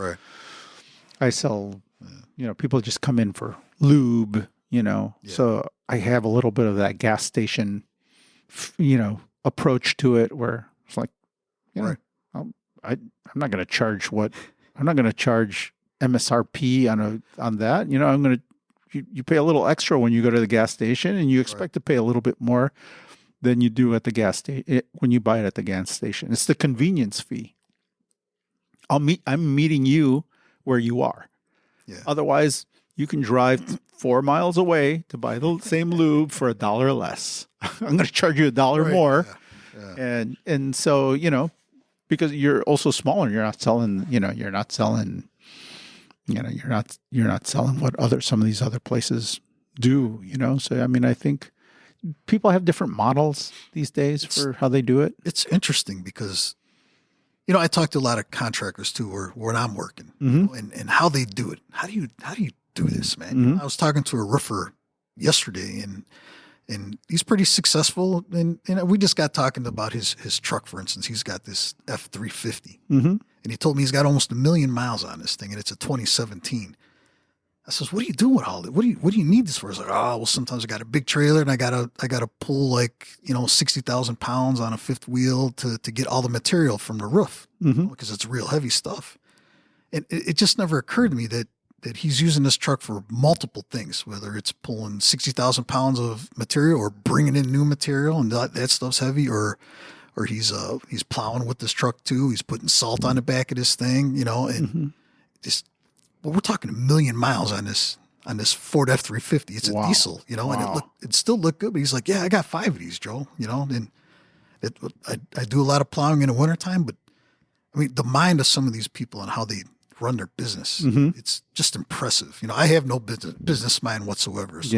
So when you tell me that, you're buying just a few certain things, or you're not buying this anymore, and I can see how it just makes sense to me. But again, I probably wouldn't know. I wouldn't know if I didn't talk to you. I have no education in business sense like that. But I mean, just looking around here, when I come in this shop, I know this is a bicycle shop, and there's repairs being done here. There was probably more repairs when the old timers were here. But they're not here no more. So you're the one man that's doing these repairs, and some of them, you're not just going to go somewhere and get this stuff repaired anymore. Like you got this electric bike in here with this flat tire. I've did a couple flat tires on electric bikes. Man, it was a bitch for me to get the thing down to the basement because I got a flight of stairs to go, and the thing weighs 65 pounds. It's heavy to maneuver and get around. And I would say that, like stuff off. This is just for a flat tire. Yeah. I mean, I'm finally making money on these, but the first few that I took were just experiments, right? It's like, I don't know. I don't even know how much to charge you because I have no idea how long it's going to take for me to do it. Yeah. What kind of trouble I'm going to get myself into doing it, what I'm going to encounter, and now we've learned a few tricks and, you figure it out. You figure things out. Yeah. And acquire some tools, you would, especially like with the scooters, because you're seeing a lot of the scooters coming in here. And the first two that the first 4, 5, 6 of them that I got in, man, I was like, I'm never doing these again. Yeah. Because you don't have the proper tools in a bike shop, right? Just laying around the bike shop in order to even get the tire off. You don't have the inner tube around, then you got to special order an inner tube. Yeah. And so, now I have tubes laying around because I see them around enough. I've acquired a couple of tools and some tricks now. I know how to. So you got special inner tubes for those scooters? Yeah, they require a special big 10-inch tube with a curved valve, and it's just things you didn't. Right. 10 years ago we didn't think about in a bike shop, and now. And they're riding these things. They're never even thinking I'm never going to get a flat. They have no idea. What do I do? Yeah, Where do I take it? Well, and there's a lot of places that won't touch them and won't work on them. And, I got to stay in business. So it's like, I can fix it. I mean, I've patched air mattresses. Dude, I've been here for that. Yeah, you were here when I patched an air mattress. You were fixing a rim on a lawnmower at one time. Yeah. A tire on there. Yeah. You guys are working on that. But it's. Yeah, for the locals, I mean, we'll it's like, well, we got tools and we know how to work on stuff, and so if there's an opportunity that my job at the end of the day is to stay in business, right? Whether it's fixing a bike or patching a mattress, like I just got to, there's a certain amount of money I got to make. Like 11 years ago, Mm-hmm. that was a long time ago. Like 2011 maybe. Well, those were especially, those were early days in the shop where you were taking anything that walked through the door. Yeah. So I don't know that I need to do I don't need to do an air mattress here on a Saturday afternoon, these days, Right. although I would probably do it just out of the nostalgia of it, Where are people going to take it? They walk in here and they see tools everywhere. Mm-hmm. They see some machinery you have laying around. They see the vise and all that stuff, and you can right away when you see that, this is a actual repair shop. Yeah. It's not a little bike boutique where we're going to sell you a bunch of shit and helmets and stuff like that and chamois or whatever. Yeah. You're going to come in here and, man, I got a problem with this shit over here. Can you fix this for me? Or big repair, I like doing repairs myself, but there's just some stuff I'm not even going to touch. Now take it over to Joe. If you want it fixed, take it over to Joe. This is where you can go, and he could probably fix that for you. A fork rebuild or something like that. Where who else is going to do it? There's a few shops out there that may do it, but they're more boutique than they are anything else. You're going to go in there, the place is going to be kind of spick and span, and the tools are all going to be in their little outlines and stuff like that. And they don't want to get them dirty. You're not going to see dirty tools over there. So I mean, you're like, they might have the tools and the tool board and all that, but they don't have the. It's off the show. They're not going to have the mechanic around to do that work. And even if it's a really, well-meaning 26-year-old kid, it just, for a lot of things, they just don't have the experience doing it. They haven't been around long enough, and they haven't tackled certain things, And so, it's not to say that everybody, all the young people working in bike shops are can't do it. Yeah. Give them 15 years. I guarantee you they're going to be able to do everything really well in the shop. But they've only been in a shop for a year or two. They haven't come across that problem. They don't know how to do it. You have YouTube. And you can go see stuff on YouTube. Thankfully you got YouTube. YouTube's and if good, you have a smart kid and a mechanically inclined kid and you got YouTube, you might be able to put all of that stuff together. But some of it, even with YouTube, without the experience, it's still hard. It's still hard. And there's some stuff that I won't even. People send me a message through Facebook. Hey, Joe, can you fix this for me? It's my bike, it's carbon fiber, but I says, I don't even want carbon fiber in my house, man. I'm not insured for that. You need to take it somewhere where they know how to work on bikes with carbon fiber. Yeah. I just don't want to touch it. You know what I mean? I don't want it to fall over or break something. I'm just a hobbyist at best, and I just like tinker on stuff, and I don't give people a deadline when I'm going to have it done or anything like that. No problem, Joe. Take your time with it. But for someone to bring a $10,000 bike to a place. Yeah, it makes you better nervous. make sure. Yeah, you better make sure they're insured, or the guy that's going to work on it takes the proper care and everything to work on it. Well, that's that's what, going back to what we were talking about before, like the price of a tune-up, right? Yeah. So, let's say we're using this number of $99 for a tune-up, right? You're going to charge $99 for that Trek 800, and then you're going to charge $99 for a $8,000 or $10,000 carbon fiber. I got one right above my head, right? That top, there's a Trek Top Fuel sitting there right above my head, right? Pretty bike, yeah. Pretty bike, all XTR, expensive bike, right? So is that also a $99 tune-up? Because what you're taking on with that bike, you're doing stuff with torque wrenches, and you're doing stuff, you're really screwed the way you clamp it and screwing something up or scratching that bike is it's a lot of responsibility that you're handling there, right? And so do you charge people based on the responsibility? And it's just hard right now. And you're not going to just let anybody just touch that.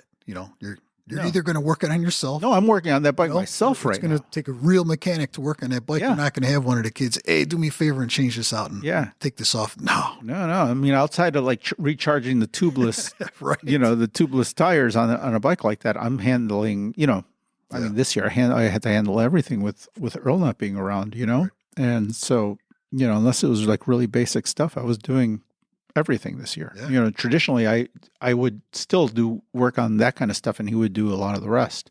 But on the more sophisticated stuff, I was, I was bleeding the brakes and shock services and suspension service and all that stuff. electric shifting, that all kind of All the fell under modern- my realm. The modern stuff you All the modern would stuff. work on. Yeah. That's the kind of work that I actually this year I had to turn down some of that or not solicit that kind of work just because that takes time. It has to be quiet, and you got to take, Yeah. I need it quiet, and I need to take time with it. Then the bike could be sitting there for weeks on end. Yeah, and I just didn't, like I had too many simple repairs, simple tune-ups, I would say. I'm kind of more basic bikes to do. I just had big piles of those bikes that just had to go, Right. And not that they're, they are easier bikes to work on, way easier. They're not as mentally taxing as some of these internally cabled, electric shifting bikes. But what I realize more and more is that we got to charge more. We got to charge a lot of money to work on that stuff. Yeah. And if people don't like it, well, go ahead and find somebody who will. It's a risk. I mean, just having this thing in your shop. It's a liability. Yeah. I mean, something happens to that thing. Something could happen. Well, we got broken into during COVID. Yeah. And bikes got, some expensive bikes got stolen. A couple of them belonged to customers. Yeah. And there you go. had insurance. Yeah, I had insurance. There were customers that we knew. They were understanding. Right. It wasn't our fault. Yeah. But fortunately, I was able to replace them and get everybody back and running again. Right. But, your responsibility. Responsibility. Yeah. I wouldn't want that in my house. Yeah, somebody broke in my garage and stole that. Yeah. What the hell would I do? How am I going to explain that? Like, hey man, I'm sorry, but that $6,000 bike you brought to me just to change the tubes on there and make them tubeless for you. Yeah, someone stole that out of the house. Yeah, it's sorry hard to tell you. I don't know what to tell you, man. Things are not getting cheaper. No, I mean I think it's also part of us. Yeah, we've been around for 15 years now. Yeah. So, watching the shop mature, we don't have to carry a lot of the real base stuff. A lot of the very entry level stuff that I had to do when I first opened the bicycle shop. I don't really have to do that stuff anymore. The people that are coming through the door, a lot of them are riders already, not people getting their first bike. They're people that already own bikes, Experienced riders, yeah. They're experienced riders. And in fact, in order to make room for more of those experienced riders, I have to be willing to give up that more entry level bike, that instant gratification, customer that's just walking in the door and just wants a red bike. Yeah. Like I have to be willing to be like, go over there. They sell red bikes. Yeah. They got you looking for a red girl's bike? They got them over there. They got them on the floor. Tons of them, Right. Whereas before I would entertain them and maybe special order one or, go through a lot of hoops to try to sell them the bike. Now it's like, I just point them in the direction where they can go and get their needs met. Yeah, I don't have that here, but I don't have it here, but they probably have it over there. Yeah, guaranteed. Yep, and when it breaks, you could bring it here. Yeah, that's exactly what I tell them. I mean, and I have people that come back and they appreciate the help. I've had people come through. They're like, oh, when I'm ready for my real bike, I'll come back here. You're a real bike shop. I'm like, yeah. Yeah. I mean, I've had people like say that exact thing. It's like, oh, you guys sell real bikes here. Yeah. I'm like, yeah, we sell real bikes. Yeah. But it's, and that's just kind of come with time now, you're like, you start developing a reputation or, it's just, if you're open to the feedback that you get from people that are walking in the door, they'll say things. You're like, oh, is that what people are saying? Right. Is that what people have in their heads, that we sell the nice bikes here, that you sell expensive bikes at that shop? And it's like, okay. I mean, if that's what you're thinking, if that's already what people are thinking, then maybe I should, pivot the shop a little bit more. And I mean, it goes along with what I'm thinking anyway, which is we're here really to serve not the person that already rides bikes, or the person that's ready for their second bike, or the person that during COVID bought a bike and got hooked. Yeah. That's the customer that I really think about a lot, is in the last 5 years, you had all these people rediscover cycling or discover cycling for the first time. Yeah, the COVID years. Yeah. Those COVID years. Now, 80% of them have probably gone back to the health club, and you can see all the bikes on Facebook that are on sale for. They're selling them. They're selling off their bikes. They're in a garage, right? Just hanging there. Yeah, they're back at their regular routines. They're not riding bikes anymore because riding bikes is hard. Riding bikes is really not that easy. It's a commitment. It's a commitment. It's a mindset, right? I'm gonna ride my bike, and like me, if you're like me, and I'm just someone that just hates the wind. Mm-hmm. If it's real windy like it's been lately, there's no way I'm going on a bike, man. Or the weather's not nice, or there's like people only ride in certain temperature range. Unless you're Ari. Crazy Ari. He doesn't care what the weather is. He's gone, and he's gone all freaking day long. Yeah, he's 60 riding miles. all over the place. Yeah, just for fun, right? For the hell, just to go ride. Yeah. Take some pictures, Mm-hmm. Mm-hmm. But you've got those, you've got that 80% who just got rid of their bikes. They're not going to ride anymore. But you've got 20% now that rediscovered the sport and that now they're on their way, Joe. Yeah. Like we were 30 years ago, right? Now they're like, they got their first bike and they're like, oh, I love this. I love this. They might have gotten into a mountain bike. They might have gotten into the wrong bike, a hybrid, whatever they could buy at that time. They got that bike. Yeah.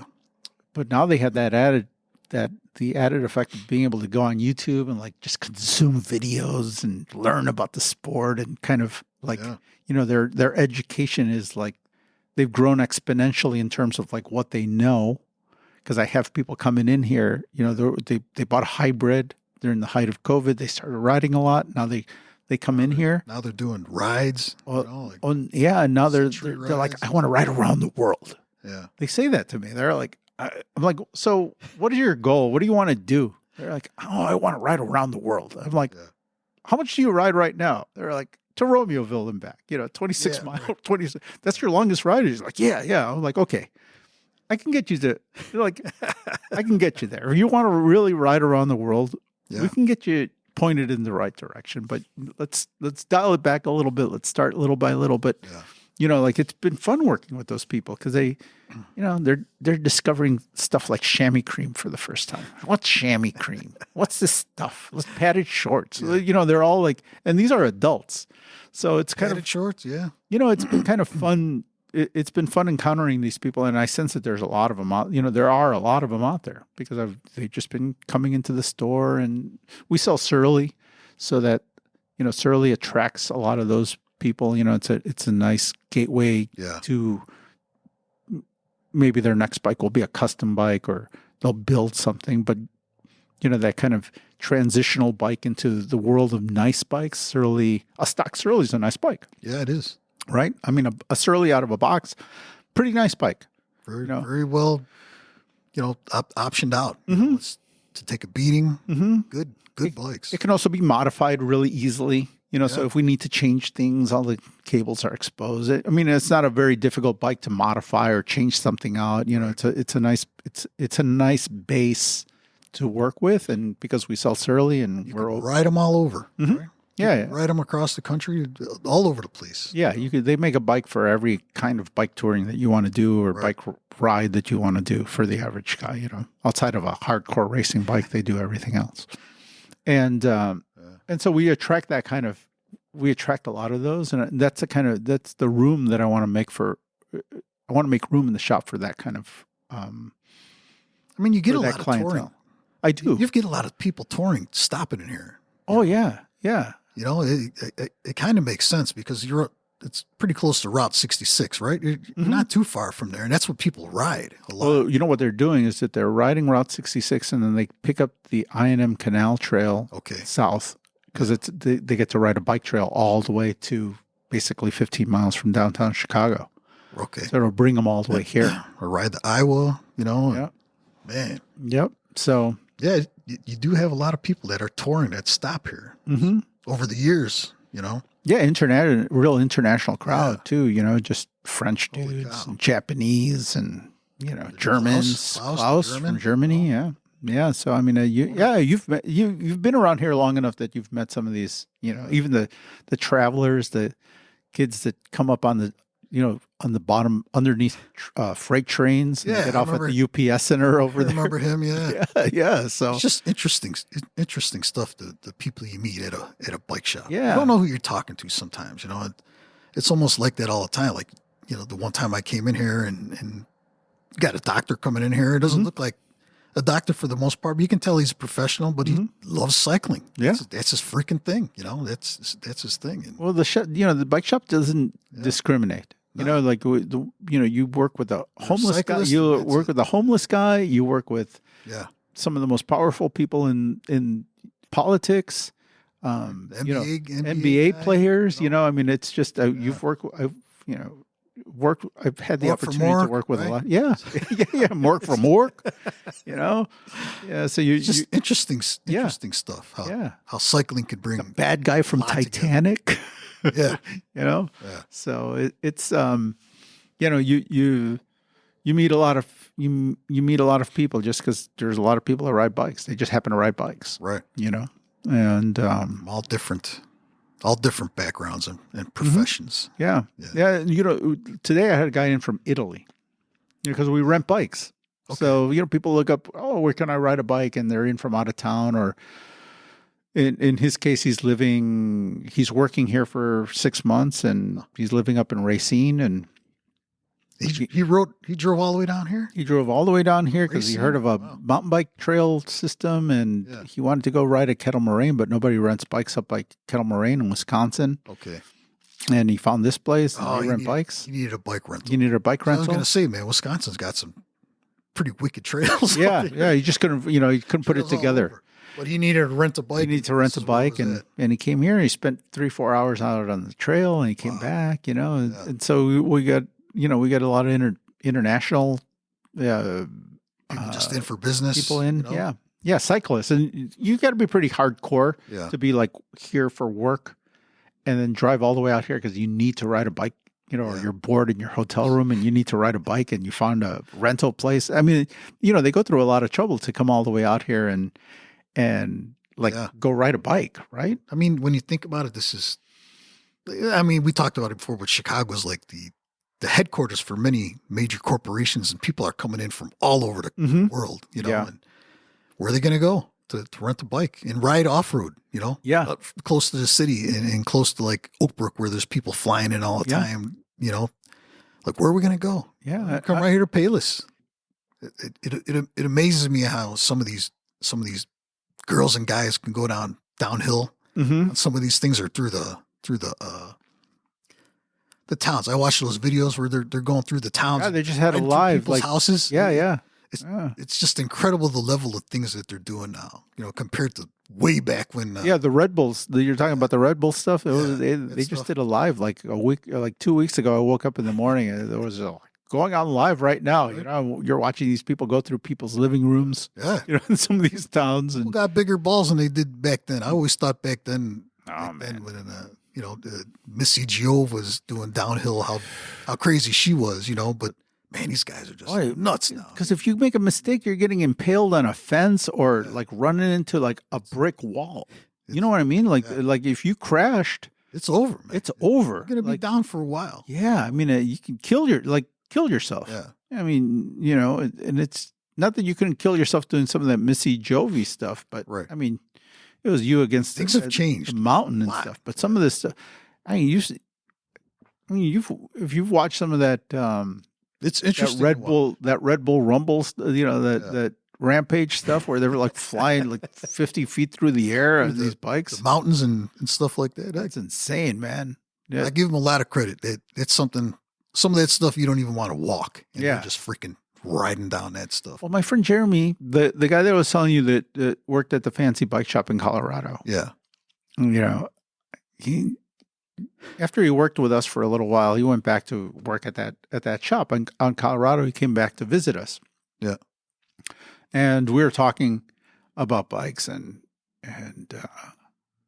like, how you doing, man? He's like, I'm good, but I was just really stressed at the shop. I'm like, what are you stressed about, man? You're a bike mechanic. Yeah. You're stressed. He's like, no, man, it's a stressful job out there. You don't get it. I'm like, what do we? like you're I fixing could flat imagine. tires and adjusting Yeah. derailleurs. He's like, yeah, but he's like, Joe, when you're fixing a bike here, is like, you forget to turn a bolt or somebody, maybe their handlebars are going to turn and they might run into the back of a bus. And, Yeah. if I forget to tighten a bolt or something, they're going off a cliff and launching themselves like, dead, yeah. 300 feet down. And I'm like, Right. I'm like, whoa, yeah, you're right. And he's Yeah. like, yeah, man. He's like, the bikes that I'm working on, because he worked at a pretty, he worked at a premier shop out there. He's like, yeah, I'm working on all these bike racer, bikes and these guys that are participating in some of these events. Yeah. And he's like, you'll check and double check and triple check and you'll go to sleep at night and you're like, did I tighten that thing? Did I check that right? He's like, man, he's like, that's how my whole season goes that way. I could imagine the amount of the stress. Yeah. He's like, my whole Something season, happens. I'm double, I'm second guessing myself the whole time. I'm never, and I'm like, I'm not doing simple tune-ups, man. I'm doing like, I'm doing these rebuilds and I'm building these bikes that are going out there and people are, thousands of feet up in the air, you're doing crazy stuff, and I'm like, whoa. I'm like, yeah, when you put it that way. He's like, yeah, man, they're flying. Flying. They're flying through the air on these bikes. You don't want to, if they're going to crash, let them crash from not a mechanical. Not a mechanical, right? yeah. Let them crash for a root or something like that. And I get it. You know what? I get going into traffic on a bike. I mean, believe me, like I worry about quick releases and your normal, your normal stuff, right? I mean, that's just kind of normal going into traffic, Chicago stuff. Yeah. Which is enough already. But then you add to it where the guys are launching themselves through the air. Yeah. Then it's like, whoa. It's crazy, man. Yeah. I mean, I'm like, okay, you got me there, man. You got me there. Yeah. So. I mean, do they pay them premium out there for doing that stuff? They got to pay them. Yeah. I mean, I think I think a good mechanic out there probably makes decent money, although, I don't know. I don't know what I know. I saw something in out of San Francisco. There was an ad I saw in the paper like $45 an hour to for a head mechanic. So even down there, $45 an hour, $50 an hour. You're still living in a tent on the street because you can't afford. You can't afford. Yeah, you can't afford to live there. Yeah, no, I had a friend who owned two successful restaurants. One in San Francisco, one in Oakland, and he had to move out. He moved to Austin before Austin got, before he got priced out of Austin. Before it was hip. Yeah. He went from San Francisco, got priced out of San Francisco. It was cheaper for him to live and send his kids to school in Austin and him fly back on the weekends to work at his restaurant than it was to live in San Francisco with a family and send them to school. So now it's gone up over there too. Austin's super expensive now too. Wow. Yeah. So he's just like, I'm done. It's over. The kids graduated school and he's like, I don't need it anymore. So, man, but a few months ago, we had someone right across the world that started here in Chicago. Mm-hmm. Her name is Lael Wilcox. Yeah. I think that's her name. Mm-hmm. But I've been following her for a while, and she's pretty impressive, man. The things that she does on a bike, and there's a lot of those people out there that tour like that, Mm-hmm. But she started here in Chicago, and she had a little, she did some podcast on the road and stuff like that, like 10, 15 minutes. Where's Lael now? Something like that. Yeah. But it was just interesting how she did it. I remember when she started, then I was reading, oh man, she finished already. Holy cow, But she did it around the world, but to start in any place would be in the city of Chicago. Mm-hmm. That's where she started. Yeah, well, I think she's from Alaska. I think it was a tie-in with SRAM because they were a sponsor. Oh, okay. Actually, you're probably right. Yeah. Actually, Danny, my regular co-host, from the show, he joined her when they were when she was finishing up because I Really? guess she put out a tweet or something that they were, she was headed for Chicago, So and she was coming back to she was Chicago. coming back, and she was riding on the lakefront, and the timing was right where he was able to jump on a divvy and go join like the last miles of her ride around the world. And he said they were going really fast, so I believe it. Yeah. Probably not fast for her, because no, but I mean, she was still out to set a record. So I think she was still, she wasn't just like riding along, I mean, like I think she set the record. Yeah, she did. She did. So, but it's pretty impressive. I mean, I've always seen her in the magazines or saw her on Instagram and her videos and stuff like that. But read of her doing the Tour Divide and all these crazy things and just kicking all kinds of ass. And then just to read about her, man, she's gonna start here in the city of Chicago. Yeah. Wow. Of all, but like we've always said, Chicago has the airports. The airport to do that stuff. Yeah. To fly you anywhere you want to go in the world and from here. And that's why it's a major hub for places like that. Yeah. She's from Alaska, I think, originally, but very impressive, man. Just this young girl. I don't know. She's in her 30s or something like that, but she's just very impressive. And how she breaks these records, and just does this stuff. Just for the, Yeah, there's just a good person too, from what I've read. I've never met her, I've never talked to her, but man, just reading up on her and having her do that. I mean, there's a lot of racers out there that do this type of stuff. The ultra endurance stuff has really taken off, and there's people doing it all sorts of different ways now, and there are just events all over the world, really. I mean, I pay attention specifically to all the stuff that's happening in Spain, just because, I got all the ties there. But I mean, there's several of them, these ultra endurance events taking place there. All over. Actually, Danny and I recorded a podcast, like it was, I don't know, maybe a month ago, like 3 months, but we didn't post it. We made a couple of mistakes, and it was like something. So I needed to clean something up on it, right? And we were super busy here in the store, and I started cleaning it up, and then, when you start editing and you're trying to keep it timely, right, on the podcast, the more you start taking out, and the later it gets, then the more of the conversation you have to start removing, and it's just like. It just, like there, by the time you start like chopping it all down and like, left, I'm like, that race is over with already. You're talking about certain things. You're just like, all the editing and all that. Yeah. It's just like, it's unlistenable, right? At some point. So he had talked about that, about joining her on the, on that ride. He joined her. Yeah. He was able to ride with her for a few miles, and, the next time we recorded, we haven't been able to get together. He's busy with his cross season right now, and we haven't posted anything for a while. So that's why I wanted to get this one done with you. And it was a good one I hadn't done anything here in the bike shop in a long time, and really caught up. No, the shop's a good place to hang out. Yeah. I like hanging out. Well, it's Bike Shop Society. So I was, it's always been like one of these things where I want to do it wanted to do it at the shop, and I haven't had a chance to catch up with you all season, because things have been really, the few times you have been in here, probably hasn't been any time to talk, really. We're busy too, Yeah. Again, my kid's growing up, and she's doing different things now at school. I got to go pick her up at like 9:00 tonight. And, but, I don't want to leave her home alone.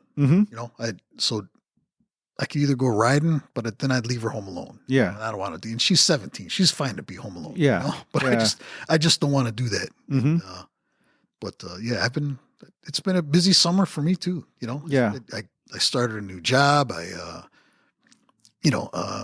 Again, I had some back issues, so I had to take it easy with that. And it's just been all kinds of busy. Yeah, it's been a busy year. It comes and goes. There's years, like last year we rode a lot together. We were able to, as a group, as a shop, we rode a lot. We were able to ride, we're taking little trips and stuff, and going off on just, we closed here some Sundays just to go ride. Yeah. And last year, I mean, this past season, I mean, even the after work ride wasn't happening. There just wasn't. No time.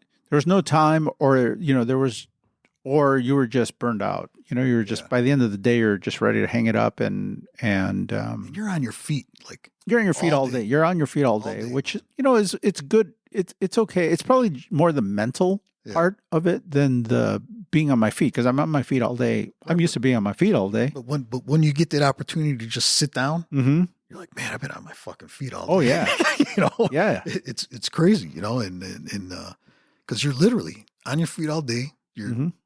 You're moving your elbows all day long, and when you start getting older, all that stuff just starts. It catches up a little bit. I gotta say, tired, like this year, I felt it in my wrists and my fingers, and sometimes I'd have to do a lot more stretching, and I think I got maybe even a little tendonitis in my wrist from doing stuff, that repetitive motion stuff. You're putting a lot of torque. You put a lot of torque into working on bikes with your arms and shoulders and stuff like that.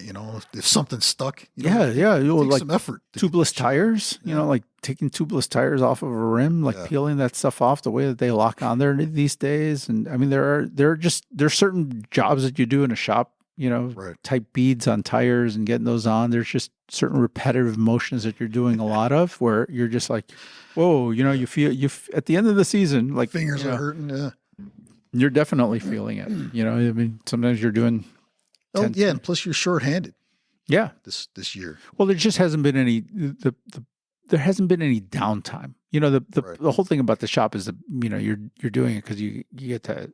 I mean, for me anyway, I get to talk to people, fix some bikes. I mean, it was the pacing of it is usually a lot nicer. But this year, if I was talking to someone, I was like aware of the fact that a bike wasn't getting fixed. Yeah. You know what I mean? Yeah. And it's like, or I couldn't talk to someone because I had to fix that. I had to be fixing bikes. I had to be cranking on bikes at all times. Otherwise, you're going to fall behind. You don't have time to bullshit. You don't have time to, not even, and in some cases, not even bullshit. Is part of it is just the business, right? It's like part of it is like just the whole, for me anyway, for us here at the shop, a lot of it is like taking the time to listen to that guy, express how excited he is about the ride that he just did on his cool new bike, right? I mean, you've been here for those stories. Yep. People have to come in here and tell you about their ride, and I like to match. You want to listen to, you want to match their excitement for it because they're excited. They're they just got a new bike and they went out for a ride and they loved it, and these clipless pedals, and I've heard all these stories a million times, but I mean, I think part of our job is to be excited for that guy. He's getting into it. And it's part of the reason why they come back to tell you about. I did Ragbri. Oh, you should have seen the trip on Ragbri. I hear all those stories, right? Yeah, it's not like they're talking about some other random crap that has nothing to do with cycling. So no. I mean, they're listen to them. Yeah, they're in many cases, these people are your greatest ambassadors too. Yeah. Because, as much as they talk to you, they're also talking to other people about you, and they're talking, my shop, like those people go out and they tell everybody about how awesome it is. Right.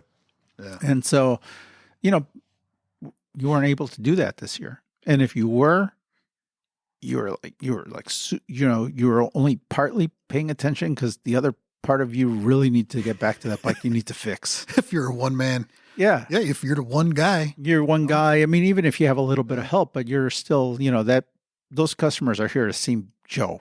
Yeah. They're not here to see anybody else. They're here to see you. You're the face of the shop, and you're doing wrenching at the same time. Yeah. And so either you're getting distracted from doing your work. And so it was a little much, so I'm hoping the next year we'll just get back to a little more, a reasonable pace, which, but all the kids have grown up and moved on to their lives. we're I look at another mechanic in here, another younger mechanic. Yeah. You know what I think about, the way that I think about it is like you're like a football team, like the Bears, right? You have some years where you're going to win the championship or you're in contention. And then there's other years where you're just like, I don't have the team to do it this year.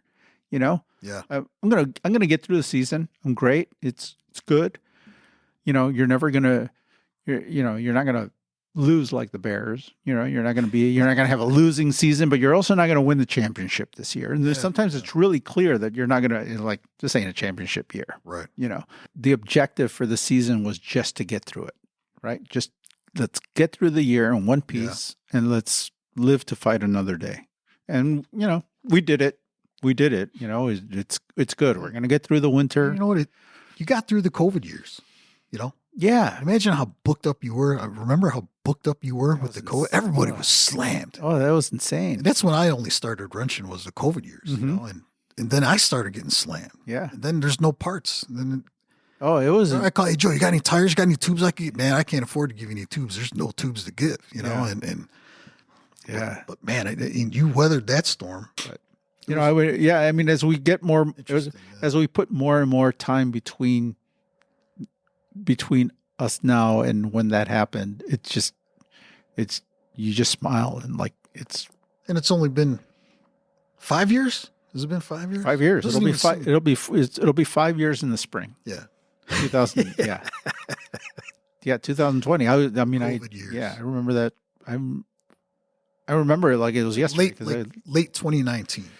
Right? It was like December 2019 or something. This is when you first started hearing about it, because I was traveling at that time. So in 2020, that's right. You were in Spain. I was in Spain. I was in Spain for New Year's.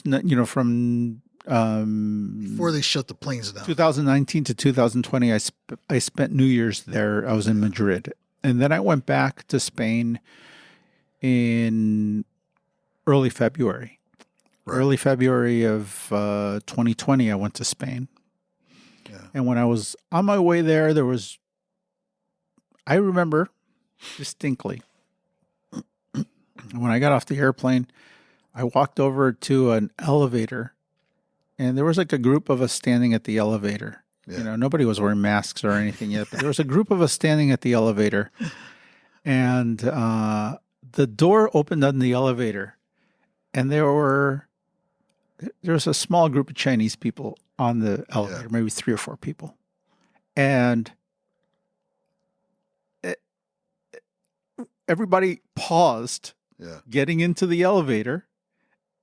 Because it was just coming out. It was just happening, but there were a lot of rumors. It was coming out of China, and this, like China was just, there was a lot of talk about China and COVID, right? I mean, it was just really bad stuff happening out there, and people were talking about that. But I remember there were 3 or 4 Chinese people on the elevator, and nobody made a move to get on the elevator, and the elevator doors closed. And as the doors were closing, the Chinese people were there like, oh, right? They had like this face like, oh, and like almost kind of like, I get it, like you're not getting on, and the door just closed, like, and I remember people looking around, and they were all like, I am getting on there, right? Yeah. I didn't say anything, but I mean, I heard other people, they're like, yeah, no, I'll wait for the next one or whatever they were saying. But that was a very distinct moment, it's just like, oh, wow. And, 3 weeks later, when I was going through the airport, there were a lot of masks. Like within 2 weeks, like there were masks at the airport, a lot of masks being worn at the airport.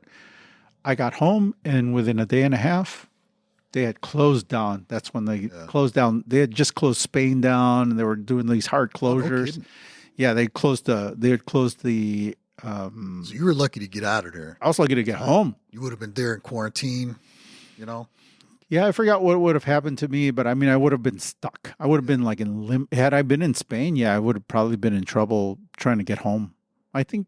As a citizen, wouldn't have been a bad thing. I think no. Well, over there they had a hard lockdown, man. It was hard. You couldn't go into the street. Oh, get out! So there was like curfews and all that. Curfews. You couldn't go out unless you had a reason to be out. Man. Like if you had a dog to walk, you can go walk your dog. But there were police in the streets, like patrolling the streets. You couldn't be out. You couldn't just go outside. Mm-mm. No, you couldn't just go take a walk. Yeah. Like that was not, like here you could take a walk and you go outside and ride your bike and whatever it was. But over there, no, you couldn't. People were doing like exercising and their balconies and stuff. And it was. If you had a dog, you could walk your dog. You could take your dog out for a walk. So people were renting their dogs to to other people in the building so that they could get out. People just getting pets. Yeah, the same dog would walk for miles and miles and miles that day because everybody would take the dog out for a walk. And you had memes of people walking their fish bowls around in the street, it's like it's a pet, taking them out for a walk. I was just going through some of my cycling stuff, and I had some masks that I bought from manufacturers for cycling clothes. Mm-hmm. I had a few of those masks, and some of them I kept, but hopefully I don't ever have to use them again. But it was just weird because the whole industry that made clothing or they made bags or anything, they made masks. Yeah, some people were able to make some shortage of masks. Yeah, so they were making some money off the mask, and they weren't cheap, but yeah, I had some pretty cool ones that I got from like Twin Six or something. Oh, really? Pretty cool stuff like Monster Face and stuff like that. But man, just the way things were, and even the Tour de France had masks, right? They still had the tour. They didn't cancel it. During the year of COVID, the big year, then I don't think they canceled. They were wearing masks. It was crazy. They were wearing masks, and I remember like Formula One, they were wearing masks under the helmet and stuff like that. There was no crowd. Was it like they didn't let people at the races? Was that what it was? There was nobody in the stands. There's nobody in the stands, right? Man. It was. Yeah, it's all a blur. Like part of it is just all of a blur. Like I don't, it's like, in some cases. But cycling picked up, Yeah, recreational cycling.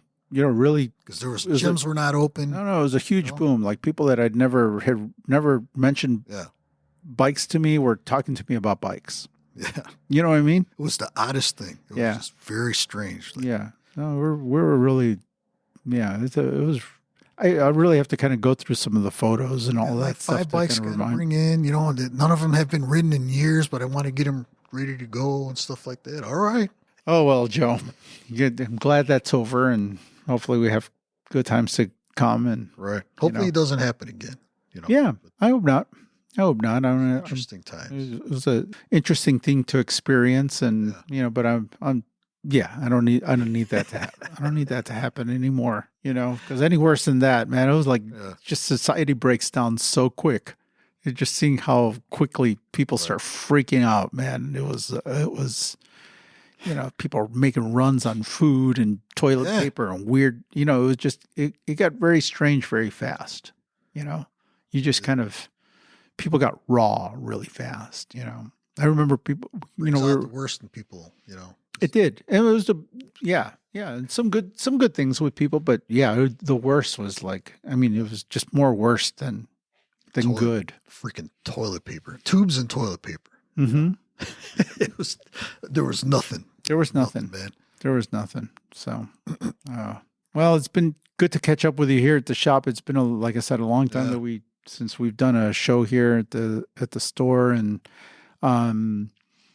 Danny and I have had a little trouble hooking up just with his race season and everything else going on. I've been busy here, so it's been hard for us to do something. Is he racing in Chicago, or is he all over? He's doing primarily like that. The Chi Cross Cup, the Chicago Series, which is basically every weekend. Oh wow! And then there's one or two like regional things I think that he had on his schedule. He went up to Wisconsin to do the race at Trek at the Trek Factory.